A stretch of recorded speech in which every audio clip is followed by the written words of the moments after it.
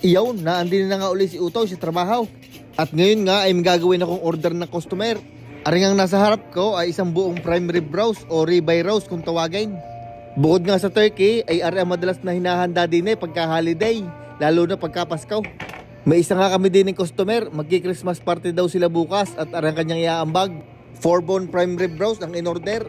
Bali ang isang buong nga na ay 8 pirasong butaw, kaya kalahati ang ating kukunain. Binilang ko nga uli kung tama, minsan hindi na marunong magbilang eh. Ang gusto nga niya ay chef style ng prime rib roast. Yun nga ihihiwalay ang butaw, ibabalik tapos itatalay.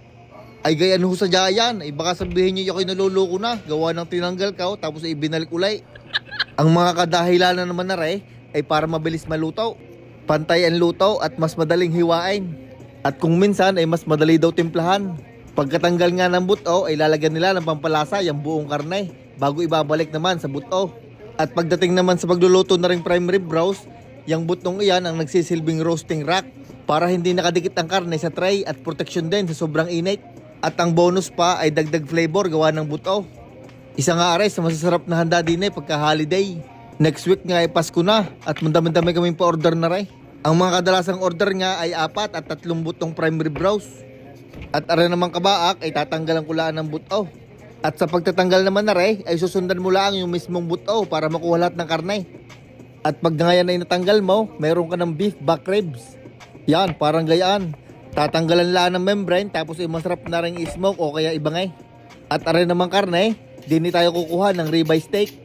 Sakto nga naubos na yung display sa unahan, kaya rin kalahating aray ay gagawin nating ribeye steak. 1.5 inch nga ang kapal ng steak din Tapos itatanggalan ko lang ng kaunting taba diyan sa dulo.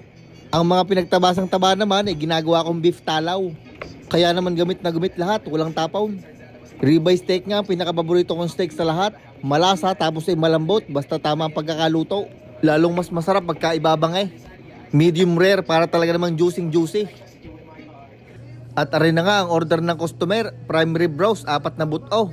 Meron din tayong kalahating beef back ribs. Tapos na rin 4 na ribeye steak pan-display sa unahan. Ay talaga naman kahit hilaw pa aray, nakakagutom na. Aring kapirasong aray tinira ko para pag may umorder ng mas makapal ay di ko kukunin. At iyon, bali binalot ko nga lang din sa plastic wrap aring prime rib roast na order. Gawa nang naubusan na kamay ng malaking vacuum seal bag kaya di ko na nilagay. Dinin na muna rin sa takeout fridge at maya may kukunin na ng customer. At aray naman ang mga ribeye steak, nilagay ko na sa tray. Ay paniguradong ubos agad aray, ay pagkagayang itsura.